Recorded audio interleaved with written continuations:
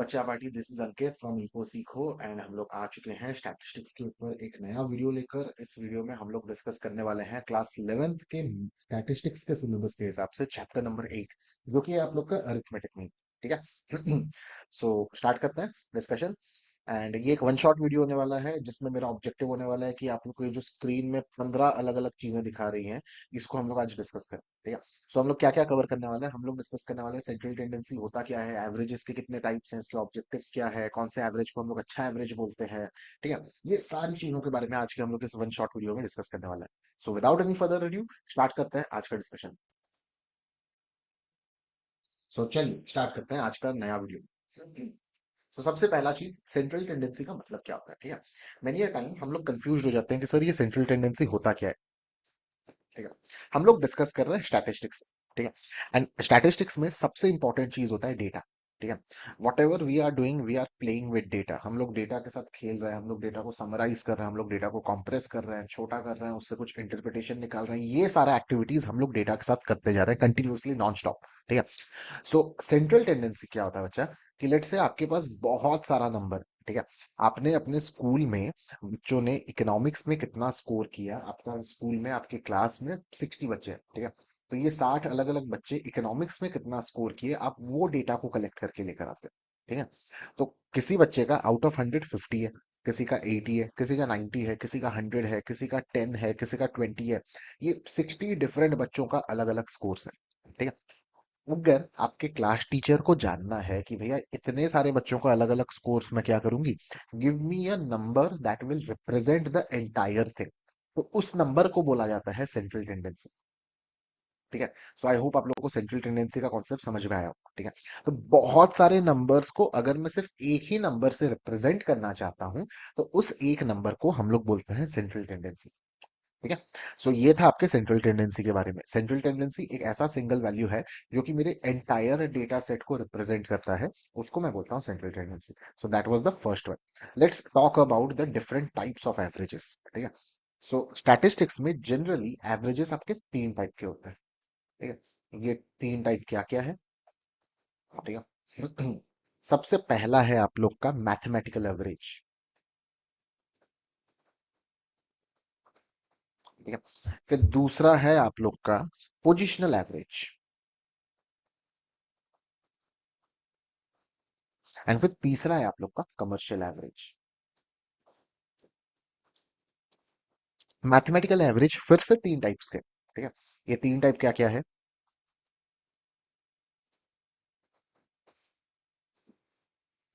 Okay, सबसे पहला है आपका अरिथमेटिक मीन, जो कि आज के हम लोग के वीडियो का डिस्कशन होने वाला है, जिसको हम एक्स और ऊपर में एक साइन जिसको एक्स बार करके बोला जाता है, उससे हम लोग डिनोट करते हैं। फिर दूसरा हम लोग का मैथमेटिकल एवरेज है ज्योमेट्रिक मीन। और फिर तीसरा हम लोग का मैथमेटिकल एवरेज है harmonic mean. Similarly positional average के बारे में बोला जाए तो ये दो टाइप के हैं। ठीक है। ये क्या क्या है, एक है आप लोग का मीडियन, जिसको हम लोग शॉर्ट में एम ई करके बोलने वाले हैं। और आप लोग का एक है मोड, जिसको हम लोग शॉर्ट में जेड करके बोलने वाले हैं। और कमर्शियल एवरेज के बारे में अगर बात करें तो ये फिर से तीन टाइप का है। एक है आप लोग का मूविंग एवरेज, एक है आप लोग का प्रोग्रेसिव एवरेज, और तीसरा है आप लोग का कॉम्पोजिट एवरेज। सो हम लोग अपने सीबीएसई सिलेबस के हिसाब से ये सब चीजों को नहीं पढ़ने वाले। ठीक है। सो आज के वीडियो में आप लोग के साथ डिस्कस करने वाले हैं हम अरिथमेटिक मीन। फिर बहुत जल्दी एक वीडियो लाया जाएगा जिसमें हम लोग मीडियन के बारे में डिस्कस करेंगे एंड मोड के बारे में डिस्कस करेंगे। So according to CBSE class 11th syllabus, हम एवरेजेस में बस ये तीन ही चीज पढ़ने वाले हैं, mean, median and mode. Geometric mean, harmonic mean, moving average, progressive average and composite average, ये सब चीजों को हम नहीं कवर करने वाले हैं। ठीक है।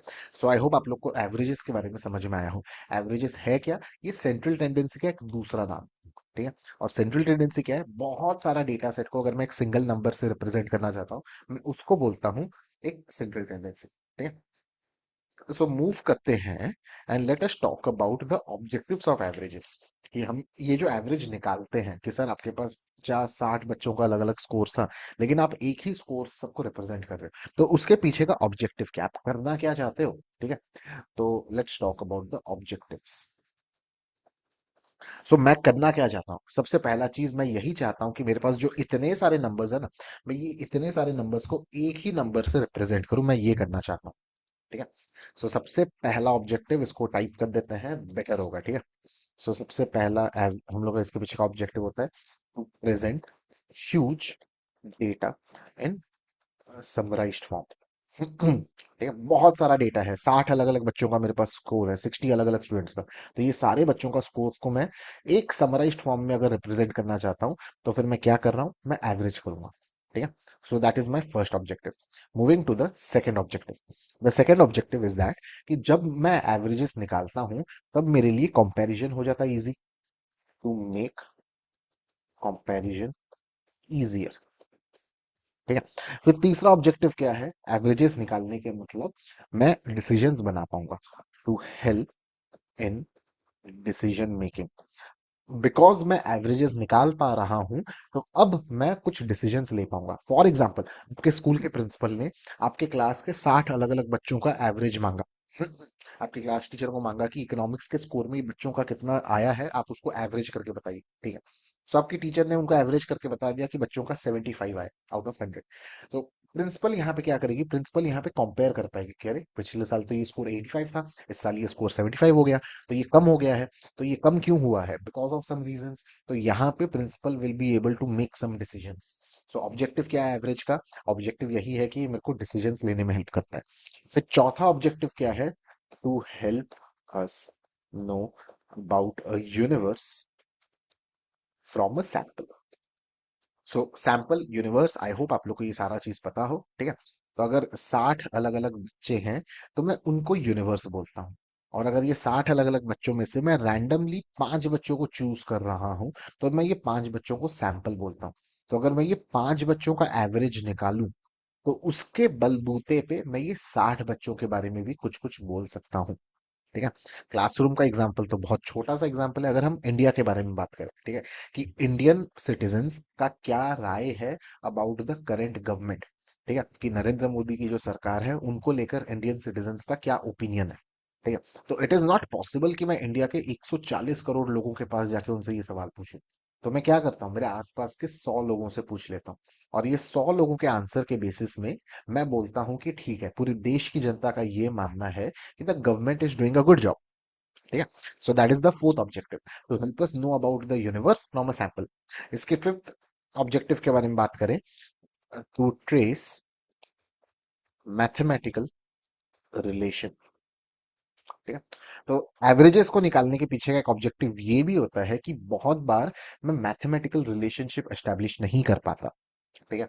लेकिन क्योंकि मैं एवरेज निकाल पाया करके, मैं एक मैथमेटिकल रिलेशनशिप को एस्टेब्लिश कर पाया कि बच्चों का स्कोर अगर कमा है तो उसके पीछे के रीजंस क्या हो सकते हैं, या फिर कैसे हम लोग उसको करेक्ट कर सकते हैं। तो कुछ मैथमेटिकल रिलेशन होते हैं चीजों के बीच में, तो वही मैथमेटिकल रिलेशनशिप को आइडेंटिफाई करने में मेरे को हेल्प करता है एवरेज।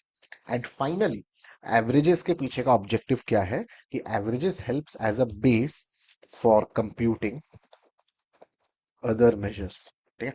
तो ये एवरेज ही है जिसके मदद से मैं आगे चल के डिस्पर्शन, आगे चल के स्क्यूनेस, आगे चल के कर्टोसिस, बहुत सारे अलग अलग स्टैटिस्टिकल टूल्स हैं, उसको मैं यूज कर पाता हूँ, ठीक है। तो ये कुछ ऑब्जेक्टिव्स थे एवरेजेस को निकालने के पीछे, ठीक है।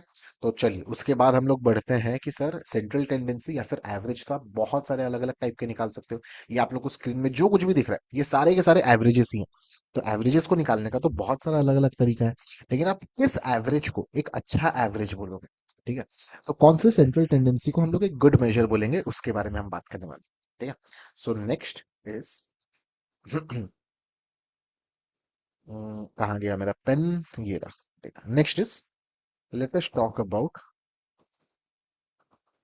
requisites for a good central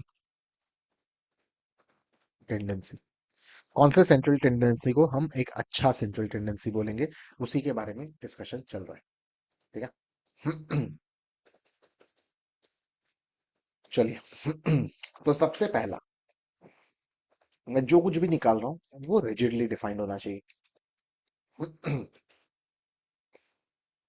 ठीक है। क्या मतलब होता है रिजिडली डिफाइंड का? रिजिडली डिफाइंड का मतलब कि वो एवरेज का सिर्फ एक ही इंटरप्रिटेशन होना चाहिए। ठीक है। एक ही फॉर्मूला होना चाहिए। कोई भी निकाले, वो भुवनेश्वर में निकाले, वो दिल्ली में निकाले, वो गुवाहाटी में निकाले, वो न्यूयॉर्क में बैठ के निकाले, वो सिंगापुर में बैठ के निकाले, हर किसी के लिए आंसर वो एक ही आना चाहिए। वो एंटार्क्टिका में बैठ जाए, वो मार्स में जाके बैठ जाए, कहीं पे भी बैठ जाए, आंसर वो एक ही आना चाहिए। तो एक अच्छा सेंट्रल टेंडेंसी हम कब बोलेंगे? जब वो रिजिडली डिफाइंड हो, हर किसी के लिए वो एक ही आंसर है। ठीक है। फिर दूसरा, it should be based on all observations. एक अच्छा सेंट्रल टेंडेंसी आप किसको बोलोगे? जो सारे के सारे ऑब्जर्वेशंस के ऊपर बेस्ड हो। कि आपके क्लास में 60 अलग अलग स्टूडेंट्स हैं, एंड आपने एक एवरेज निकाला। ठीक है, आपने मीन निकाला या मीडियन निकाला या मोड निकाला या फिर ज्योमेट्रिक मीन निकाला, कुछ भी निकाला आपने। ठीक है। तो वो सेंट्रल टेंडेंसी को आप बेस्ट बोलोगे, जो कि सारे के सारे ऑब्जर्वेशन को कंसिडर कर रहा है। ठीक है। तो अगर यहाँ पे आपकी क्लास टीचर ऐसा करती कि क्लास में बच्चों का जितना भी स्कोर है, लेकिन जो सबसे हाईएस्ट स्कोर है वो 95 है, और क्लास टीचर जाके प्रिंसिपल के सामने ये बोलती कि मैंने क्लास 11th का एवरेज निकाला और एवरेज आया 95। ठीक है। तो क्या ये एवरेज को हम अच्छा एवरेज बोलेंगे? नहीं, इसको अच्छा एवरेज नहीं बोलने वाले। क्यों नहीं बोलने वाले? क्योंकि ये वाला जो एवरेज निकाला गया 95 का, ये सारे के सारे ऑब्जर्वेशन के ऊपर बेस्ड नहीं है। टीचर यहाँ पे क्या करिए, टीचर यहाँ पे जो सबसे हाईएस्ट स्कोर था वही चीज जाके बोल दी। ठीक है। सो दूसरा, एक अच्छा सेंट्रल टेंडेंसी किसको बोला जाता है? जब वो सारे के सारे ऑब्जर्वेशन के ऊपर बेस्ड हो। ठीक है। फिर तीसरे पॉइंट की तरफ आते हैं। एक अच्छा सेंट्रल टेंडेंसी हम उसको बोलते हैं which is least affected by sampling fluctuations. ठीक है। सो वो 60 अलग अलग बच्चों में से आपने दो अलग अलग ग्रुप निकाला। ठीक है। वो जो आपके पास 60 स्टूडेंट्स थे ना आपकी क्लास में, वो 60 अलग अलग बच्चों में से आपने दो ग्रुप बनाया। एक ग्रुप में आप ले रहे हो 5 बच्चों को, दूसरे वाले ग्रुप में आप ले रहे हो 12 बच्चों को। ठीक है। और 5 बच्चों का आप निकाले एवरेज, और वो 5 बच्चों का एवरेज आया 70। ये 12 बच्चों का आप निकाल रहे हो एवरेज, ये 12 बच्चों का एवरेज आया 71। ठीक है। सो ये जो सैम्पलिंग मैंने अलग अलग निकाला, एक 5 बच्चों का सैंपल निकाला, एक 12 बच्चों का सैंपल निकाला, तो उसके वजह से मेरा जो अरिथमेटिक मीन, जो यहाँ पे जो एवरेज हमने कैलकुलेट किया, उसमें ज्यादा चेंजेस नहीं आया। सो मैं यहाँ से क्या कंक्लूड करूंगा? मैं यहाँ से यही कंक्लूड करूंगा कि ये जो मैंने सेंट्रल टेंडेंसी को यूज किया है अभी, वो एक अच्छा सेंट्रल टेंडेंसी है। कि मैं अगर दो या उससे ज्यादा इंडिपेंडेंट रैंडम सैंपल्स को ड्रॉ करता हूं, और अगर मैं उसमें से एवरेज निकालता हूं और ये एवरेजेस को मैं कंपेयर करता हूं, तो ये जो कंपैरिजन के बीच में ज्यादा डिफरेंस नहीं होना चाहिए। ये दो अलग अलग एवरेजेस के बीच में ज्यादा डिफरेंस नहीं होना चाहिए। That is when we call the central tendency that we have used as a good central tendency। ठीक है। सो आई होप आप लोग को ये चीज समझ में आया। नहीं समझ में आया पॉइंट 3, सो कमेंट करके मेरे को नीचे बताइए, सो दैट मैं आप लोग का कमेंट बॉक्स में डाउट को क्लियर कर पाऊँ। ठीक है। तो चलिए मूव करते हैं चौथा वाला, that is capable of further algebraic treatment. तो उस सेंट्रल टेंडेंसी को हम एक अच्छा सेंट्रल टेंडेंसी बोलेंगे जिसको बाद में स्टैटिस्टिक्स की दुनिया में और भी यूज किया जा सके। ठीक है। जैसे मोड के बारे में बोला जाता है कि मोड का आगे में ज्यादा कुछ यूजेस नहीं है। ठीक है। तो मोड को क्या एक अच्छा सेंट्रल टेंडेंसी बोला जाएगा? नहीं बोला जाएगा। लेकिन इसका मतलब ये नहीं कि मोड को फिर हम लोग यूज ही ना करें। मोड के भी अपने एप्लीकेशन है, अलग अलग जगह में मोड को यूज किया जाता है। ठीक है। लेकिन एक अच्छा, आप एक सेंट्रल टेंडेंसी को अच्छा कब बोलोगे? जब आप उसको फर्दर एल्जेब्रिक ट्रीटमेंट्स में यूज कर पाओ। ठीक है। The next is easy to understand and calculate. और यही है पॉइंट जो हम सबको चाहिए। नहीं कि सर कुछ ऐसा हो जो बहुत इजीली हम लोग कैलकुलेट कर पाए, कुछ ऐसा हो जो बहुत इजीली हम लोग समझ पाए, और इसी को हम लोग एक अच्छा सेंट्रल टेंडेंसी बोलेंगे। तो बहुत कॉम्प्लेक्स हो जाएगा, बहुत डिफिकल्ट हो जाएगा कंप्यूट करना, तो आप उसको एक अच्छा सेंट्रल टेंडेंसी नहीं बोलने वाले। ठीक है। Then point 6, not affected by extreme values. ठीक है। आप कौन से सेंट्रल टेंडेंसी को अच्छा सेंट्रल टेंडेंसी बोलोगे? जो कि एक्सट्रीम वैल्यूज की वजह से अफेक्टेड ना हो।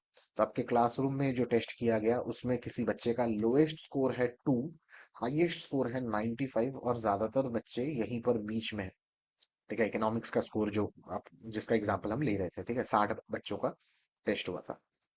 Lowest score is 2, the highest score is 95। तो हम कौन से सेंट्रल टेंडेंसी को अच्छा बोलेंगे? जो कि एक्सट्रीम वैल्यूज की वजह से अफेक्टेड नहीं होता। एक्सट्रीम वैल्यूज किसको बोला जाता है? ये जो 2 है, ये जो 95 है, ये एक्सट्रीम वैल्यूज है जो पूरे लास्ट में बिलोंग करते हैं। या तो 2 मतलब पूरा बिगनिंग, या तो 95 पूरा लास्ट। तो ऐसा ना हो कि उसके वजह से अफेक्टेड हो। ठीक है, एक एग्जांपल लेते हैं। ठीक है, लेट से अज्यूम करके चलिए कि एक रूम में 3 अलग अलग बच्चे हैं। ठीक है, एक बच्चे के पास है 100 रुपए, दूसरे बच्चे के पास है 200 रुपए, तीसरे बच्चे के पास है 500 रुपए। या इसको 600 कर दीजिए। ठीक है, और अगर आपसे बोला जाएगा कि ये 3 अलग अलग बच्चों का एवरेज निकालिए, ठीक है, अरिथमेटिक मीन निकालिए, तो आप मेरे को क्या बोलोगे? सर अरिथमेटिक मीन ये सबको ऐड कर दीजिए, that is 900 divided by 3, so on an average हर एक बच्चे के पास 300 रुपए। ठीक है, आप सही हो। लेकिन इमेजिन करके चलिए कि एक रूम में 3 अलग अलग बच्चे हैं। एक बच्चे के पास 100 रुपए है, दूसरे बच्चे के पास 200 रुपए है, और तीसरा जो बच्चा है ना, वो बच्चा नहीं है, वो मुकेश भाई है, मुकेश अंबानी। ठीक है, और उनके पास है 10,000 करोड़। ठीक है, अब ये 3 नंबर का आप मेरे को एवरेज निकाल के बताइए। तो ये जो 3 नंबर का आप मेरे को एवरेज निकालोगे ना, डेफिनेटली ये वाला 3,333 करोड़ में आने वाला है। ठीक है, तो यहाँ पे नंबर कितना ज्यादा अफेक्टेड हुआ? एवरेज जो कि पहले आप लोग का 300 आ रहा था, अब कितना आ रहा है? अब 3,500 करोड़ के आसपास आ रहा है। और ये क्यों हो रहा है? ये हो रहा है because of taking a extreme value. तो पॉइंट नंबर 6 मेरे को क्या बोलता है कि एक्सट्रीम वैल्यूज को मैं कम से कम यूज करूंगा। ठीक है, फिर उसके बाद आता है हम लोग का पॉइंट नंबर 7। पॉइंट नंबर 7, एक सेंट्रल टेंडेंसी को अच्छा है, सेंट्रल टेंडेंसी हम तब बोलेंगे जब वो एक एब्सोल्यूट वैल्यू।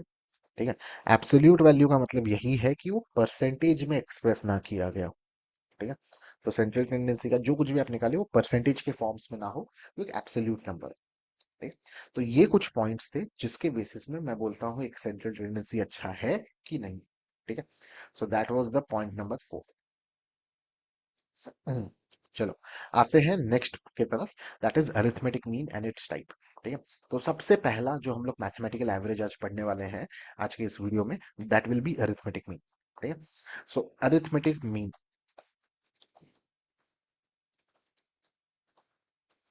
जिसको हम एक्स बार करके डिनोट करते हैं, और उसके टाइप्स के बारे में हम लोग पढ़ने वाले हैं। तो अरिथमेटिक मीन को एक कॉमन मैन मीन करके भी बोलता है, या फिर एक कॉमन मैन एवरेज करके भी बोलता है। ठीक है, अरिथमेटिक मीन आपके दो टाइप के हैं, लेकिन अरिथमेटिक मीन को निकालने से पहले इसके डेफिनेशन की तरफ आते हैं। What is arithmetic mean? It is defined as the sum total of all the observations divided by the total number of observation.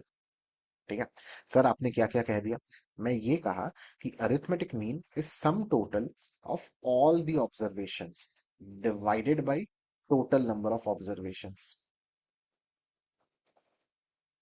या फिर इसको स्मॉल एन कर कैपिटल एन करके भी आप लिख सकते हैं। That is your arithmetic mean.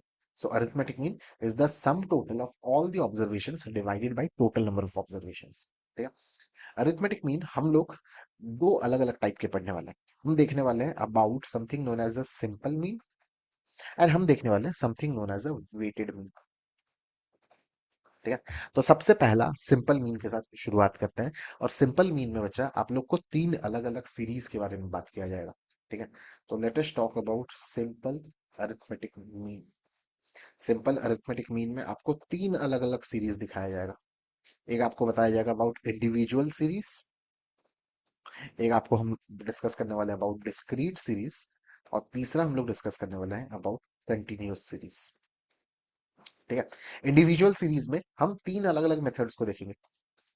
Discrete में भी 3 अलग अलग मेथड्स को देखा जाएगा, कंटिन्यूअस में भी 3 अलग अलग मेथड्स को देखा जाएगा। ठीक है, देखने में सर बहुत ज्यादा सिलेबस है, बहुत कुछ है। ठीक है, लेकिन इट्स वेरी इजी। ठीक है, एटलीस्ट आप लोग के लिए अरिथमेटिक मीन बहुत इजी होने वाला है। ठीक है, मीडियन भी इजी है, मोड भी इजी है, क्वार्टाइल भी इजी है, सब कुछ इजी है। ठीक है, क्लास 11th में स्टैटिस्टिक्स आप लोग जो पढ़ रहे हो, क्योंकि आप लोग को फॉर्मली पहली बार स्टैटिस्टिक्स पढ़ाया जा रहा है, तो चीजों को इजी रखा गया। ठीक है, तब भी आप लोग को अगर ये डिफिकल्ट लगे, तो ये वीडियो के इस मोमेंट को याद करिए कि इट इज वेरी इजी। ठीक है, क्योंकि जब आप लोग हायर क्लासेस में स्टैटिस्टिक्स को पढ़ोगे ना, वहां पे आप डिफिकल्टी को देखने वाले हो। ठीक है, तो स्टार्ट करते हैं इंडिविजुअल सीरीज के साथ। अब कुछ बच्चों के मन में सवाल आ रहा होगा, सर इंडिविजुअल सीरीज थोड़ा सा भूल गए, आप एक बार वापस से बोल देंगे क्या? ठीक है, चलिए वापस से इसको डिस्कस कर लेते हैं। इंडिविजुअल सीरीज ये वो सीरीज होता है जहां पे सारे ऑब्जर्वेशंस को मैं सिंगल, मतलब I am listing all the observations singly. ठीक है, मैं उनको जैसे जैसे वो ऑब्जर्वेशन है मैं उनको वैसे ही लिखते जा रहा हूँ। ठीक है, मैं कुछ और क्लब नहीं कर रहा, कुछ भी नहीं कर रहा। फॉर एग्जाम्पल अगर मैं देखना चाहता हूँ कि मेरे घर के आसपास जितने भी लोग हैं उनके घर में टोटल में कितना मोटर व्हीकल है, ये टू व्हीलर भी हो सकता है, थ्री व्हीलर भी हो सकता है, फोर व्हीलर भी हो सकता है, कुछ भी हो सकता है, ठीक है। और मेरे को पता चला कि मेरे घर के बाजू में जो मेरा नेबर है उसके पास दो है, फिर उसके बाजू में जो आदमी रहता है उसके पास भी दो है, उसके बाजू में जो आदमी रहता है उसके पास एक है, उसके पास में जो फैमिली रहता है उनके पास कुछ भी नहीं है, ठीक है। उसके पास में जो फैमिली है उनके पास तीन है, फिर दो है, फिर एक है, फिर कुछ भी नहीं है, फिर दो है, फिर दो है। तो ये वाला जो आप लोग को ऑब्जर्वेशन दिख रहा है, इतना सारा डेटा जो मैं कलेक्ट करके लेकर आया 10 ठो, इसको इंडिविजुअल सीरीज बोलूंगा। इसको मैं इंडिविजुअल सीरीज क्यों बोलने वाला हूँ, क्योंकि यहाँ पे सारे ऑब्जर्वेशंस को मैं एज इट इज लिख रहा हूँ, ठीक है। यहाँ पे चीजों को क्लब नहीं किया जा रहा, उस वजह से इसको इंडिविजुअल सीरीज बोला जा रहा है, ठीक है। सो इंडिविजुअल सीरीज में आपको तीन अलग अलग मेथड्स हम लोग डिस्कस करने वाले हैं। सबसे पहला मेथड है हम लोग का डायरेक्ट मेथड, ठीक है। So according to direct method हम लोग अरिथमेटिक मीन कैसे निकाल सकते हैं, X bar is equals to summation of X divided by N, ठीक है। Summation of X divided by N. Summation of X का क्या मतलब है कि सारे ऑब्जर्वेशंस को मैं ऐड करूंगा। तो अभी आप लोग के सामने जो मैंने एक छोटा सा एग्जांपल दिया ना, यहाँ पे अगर मैं एक्स बार निकालने जाऊंगा ये कैसा आएगा, ये आ जाएगा two plus one plus zero plus three plus two plus one plus zero plus two whole divided by 10, क्योंकि टोटल नंबर ऑफ ऑब्जर्वेशंस 10 है। So that is how we find out arithmetic mean in individual series using the direct method, ठीक है, which was very easy।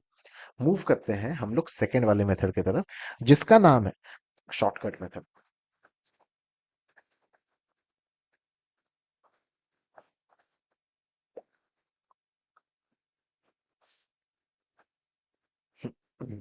ठीक है। Shortcut method को हम लोग assumed mean method भी बोलते हैं।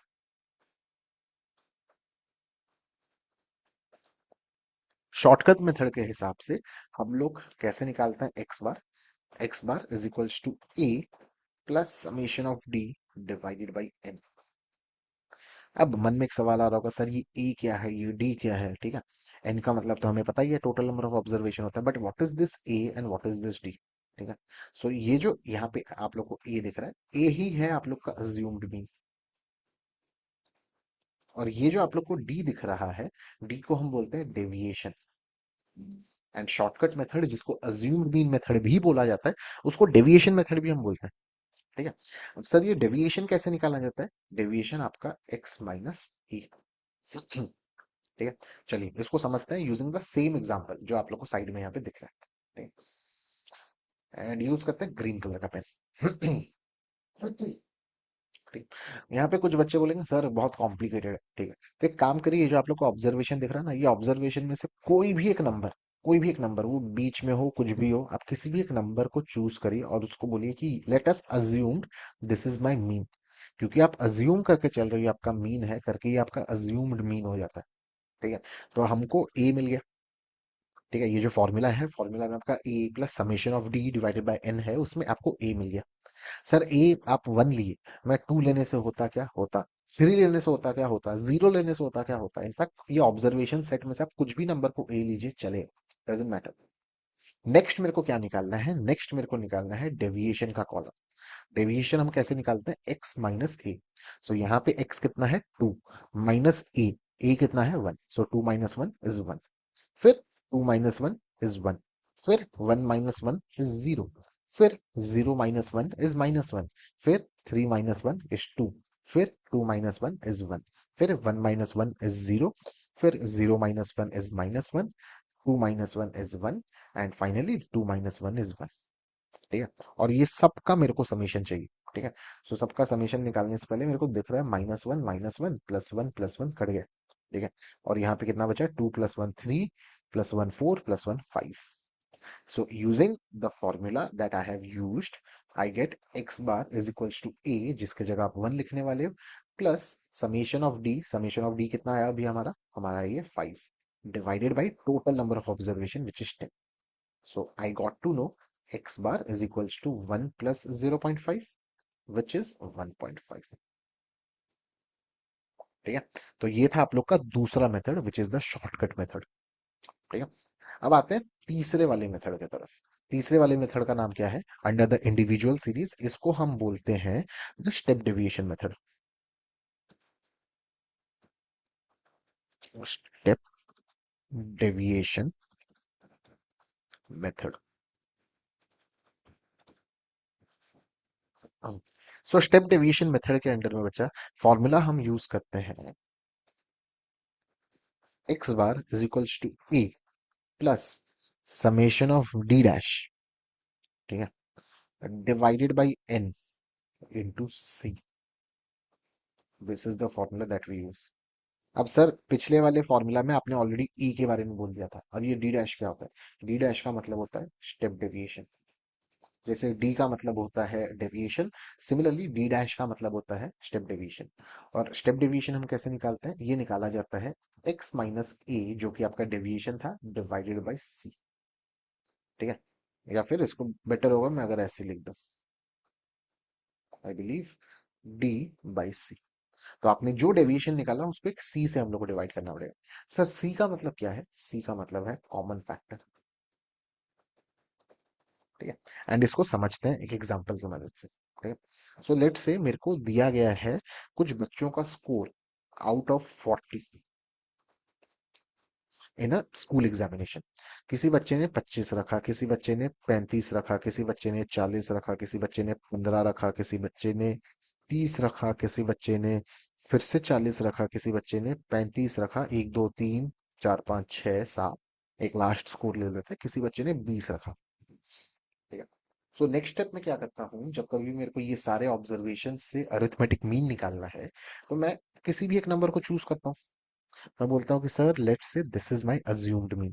तो इसको यूज करके हम लोग एक डेविएशन का कॉलम निकालते हैं। डेविएशन आप कैसे निकालते हो? डेविएशन आप निकालते हो x minus A. So 25 minus 15 which is 10, 35 minus 15 which is your 20, 40 minus 15 which is your 25, 15 minus 15 is 0, 30 minus 15 is 15, 40 minus 15 is 25, 35 minus 15 is 20, and finally 20 minus 15 is 5, ठीक है। अगर आपको अज्यूम्ड मीन मेथड यूज करना रहता या फिर shortcut method use करना रहता, तो आपको ये सब चीजों का समेशन निकालना पड़ता। लेकिन हम लोग चीजों को और भी सिंप्लीफाई कर सकते हैं। कैसे ये सिंप्लीफाई होगा? कि ये जो डेविएशन का कॉलम निकला ना, ये डेविएशन के कॉलम में आइडेंटिफाई करिए वो नंबर जो कि इन सबको डिवाइड कर पाए। वो कौन सा नंबर है जो ये सबको डिवाइड कर पाए? वो नंबर है 5। 5 मेरे को एक ऐसा नंबर दिख रहा है जो ये सबको डिवाइड कर सकता है। 10 नहीं कर पाएगा, ठीक है। 10 अगर आप यूज करोगे तो पॉइंट आ जाएगा, तो हम 5 को यूज करेंगे। सो ये जो 5 को मैं यूज करने वाला हूँ, इसी 5 को मैं बोलता हूँ C, that is my common factor, ठीक है। सो नेक्स्ट स्टेप मेरे को क्या करना है? मेरे को डी डैश निकालना है। और ये डी डैश कैसे निकाला जाता है? डी डैश का फॉर्मूला आप लोग को स्क्रीन में दिख रहा होगा, it is D by C. So D which is your deviation, 10 by 5 which is 2, 20 by 5 which is 4, 25 by 5 which is 5, 0 by 5 which is 0, 15 by 5 which is 3, 25 by 5 which is 5, 20 by 5 which is 4, and 5 by 5 which is 1। फिर next मेरे को क्या करना है? ये सारे चीजों का मेरे को समेशन निकालना है। सो 2 + 4 is 6, + 5 is 11, + 3 is 14, + 10 is 24, and finally मैं ये फॉर्मूला को यूज करूंगा। Formula was X bar is equals to A. A की जगह मैं लिखने वाला हूँ 15 plus summation of D dash. Summation of D dash मेरा 24 है, divided by total number of observation जो कि मेरा 8 है, इनटू सी, और सी का वैल्यू हमने 5 लिया था। So x dash, sorry, x bar is equals to 15 plus 3 times 5, which is 15 itself. So the final answer is 30, ठीक है। सो ये था आपका step deviation method, and I hope आप लोग को स्टेप डेविएशन मेथड समझ में आया, ठीक है। क्योंकि अब हम डिस्कस करने वाले हैं डिस्क्रीट सीरीज के बारे में, ठीक है। सो ये था about individual series and finally हम लोग मूव करने वाले हैं डिस्क्रीट सीरीज की तरफ।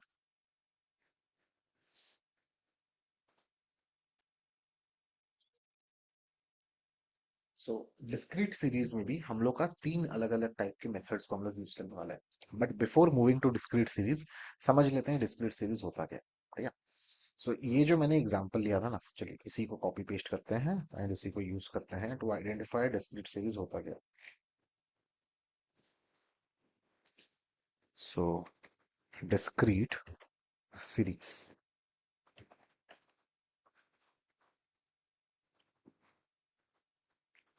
ठीक है। तो ये जो आप लोग को बच्चा पार्टी अभी सामने में दिख रहा है सीरीज, इसको हम बोलते हैं इंडिविजुअल सीरीज, ठीक है। इसको लिखने का कुछ और तरीका भी हो सकता है, ठीक है। आप मेरे को ये बोल सकते हो कि सर ये जितने भी यूनिक नंबर्स यहाँ पे हम लोग को दिख रहे हैं, यूनिक नंबर्स क्या क्या है, जीरो है, वन है, टू है, थ्री है, ठीक है। जीरो कितनी बार अपीयर कर रहा है, जीरो मेरे को दो बार अपीयर करते हुए दिख रहा है। वन कितनी बार अपीयर कर रहा है, वन भी दो बार अपीयर करते हुए दिख रहा है। थ्री कितनी बार अपीयर कर रहा है, थ्री एक बार अपीयर कर रहा है। फोर कितनी बार अपीयर कर रहा है, सॉरी, हाँ गलत लिख दिए कुछ हम लोग। टू कितनी बार अपीयर कर रहा है, ठीक है। सो टू मेरा अपीयर कर रहा है एक दो तीन चार पांच, पांच बार। एंड फाइनली थ्री कितनी बार अपीयर कर रहा है, थ्री मेरा एक बार अपीयर कर रहा है। सो ये जो मैंने डेटा को इस तरीके से लिखा, इसको हम बोल सकते हैं डिस्क्रीट सीरीज, ठीक है। डेटा को जब मैं सिंगली लिख रहा था उस समय हम लोग डेटा को बोलते थे क्या, इंडिविजुअल सीरीज बोलते थे। लेकिन डेटा को इस तरीके से लिखना, इसको बोला जाता है डिस्क्रीट सीरीज, ठीक है। So now that we have understood what is discrete series, इसके तीन अलग अलग मेथड्स के बारे में बात करते हैं। तो सबसे पहला मेथड है आप लोग का डायरेक्ट मेथड, ठीक है। सो डायरेक्ट मेथड में एक्स बार निकालने का तरीका होता है summation of F x divided by summation of F. यहाँ पे एफ का क्या मतलब है, एफ का मतलब है आपका ऑब्जर्वर फ्रीक्वेंसी, और एक्स का क्या मतलब है, एक्स का मतलब है आप लोग का ऑब्जर्वेशन, ठीक है। सो अगर मैं इस क्वेश्चन को सॉल्व करना चाहूँ यूजिंग द डायरेक्ट मेथड, तो मेरे को क्या निकालना पड़ेगा, मेरे को एक नया कॉलम निकालना पड़ेगा, वो एफ एक्स का। सो एफ एक्स का कॉलम कैसे निकलेगा, एफ एक्स का कॉलम निकलेगा F into X, so zero into two that will be zero, one into two that will be two, two into five that will be ten, three into one that will be three. ये सबको add कर दीजिए, सबको add करने से आपका कितना आना चाहिए, zero plus two plus ten plus three that will be 15, ठीक है। So using the formula X bar will become 15 divided by summation of F, summation of F मतलब total number of observation, total number of observation है मेरा 10। सो यहां से मेरे को समझ में एक्स बार का वैल्यू कितना है, 1.5, ठीक है। सो ये था आप लोग का डायरेक्ट मेथड के बारे में। मूव करते हैं दूसरे वाले मेथड की तरफ, जिसका नाम है हम लोग का शॉर्टकट मेथड। एंड हमें ऑलरेडी पता है शॉर्टकट मेथड के ऑल्टरनेटिव नेम्स क्या है। शॉर्टकट मेथड को हम अज्यूम्ड मीन मेथड भी बोलते हैं, ठीक है। या फिर शॉर्टकट मेथड को आप और क्या बोलते हैं, शॉर्टकट मेथड के बारे में हम अभी पढ़े थे कुछ देर पहले ही। शॉर्टकट मेथड को हम अज्यूम्ड मीन मेथड भी बोलते हैं, ठीक है। ये एक ही नाम है गेस। सो शॉर्टकट मेथड में एक्स बार को निकालने का क्या फॉर्मूला होता है, शॉर्टकट मेथड में एक्स बार हम लोग निकालते हैं A plus summation of F D divided by summation of F,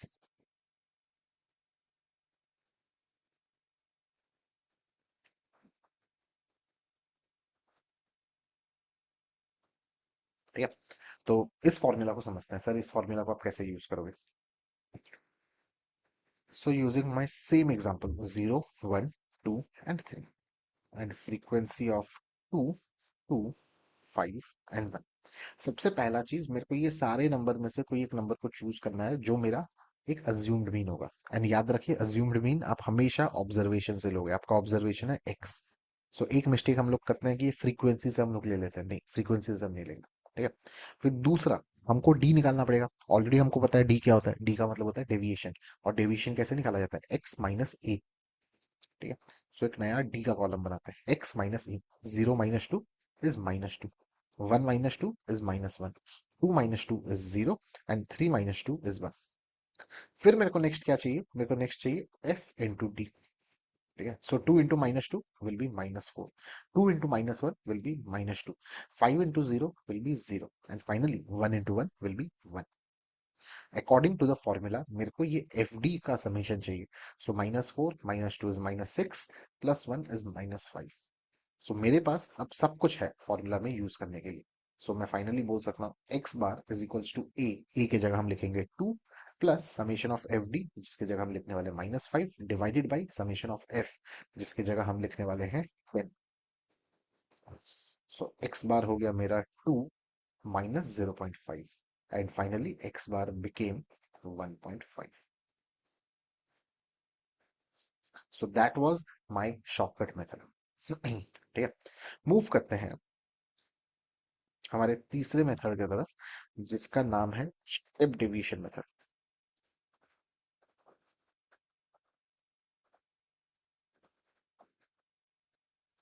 so step division method में एक्स बार को निकालने का फॉर्मूला होता है A plus summation of F D dash divided by summation of F into C. ठीक है, तो इसको समझते हैं with the help of an example. So let's say मेरे को एक्स दिया हो गया है 10, 20, 30, 40 एंड 50। मेरे को फ्रीक्वेंसी दिया गया है 2, 5, 3, 1 एंड 4, और ये टोटल में कितना हो गया, 15 हो गया।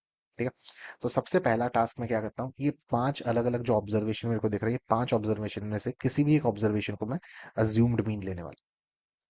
ठीक है, फिर नेक्स्ट चीज मैं क्या करने वाला हूँ, मैं डेविएशन निकालने वाला हूँ। डेविएशन कैसे निकाला जाता है, X minus A. So 10 minus 30 will become minus 20, 20 minus 30 will become minus 10, then 0, then 10 and finally 20। ठीक है, फिर मैं क्या निकालने वाला हूँ, मैं डी डैश निकालने वाला हूँ। डी डैश हम कैसे निकालते हैं, डी डैश निकाला जाता है deviation divided by a common factor. एक ऐसा नंबर जो कि मेरे डेविएशन में जो कुछ भी नंबर्स हैं हर किसी को परफेक्टली डिवाइड करता रहे। सो माइनस 20, माइनस 10, 0, 10, 20, ये सबको एक नंबर जो परफेक्टली डिवाइड करे, दैट विल बिकम 10।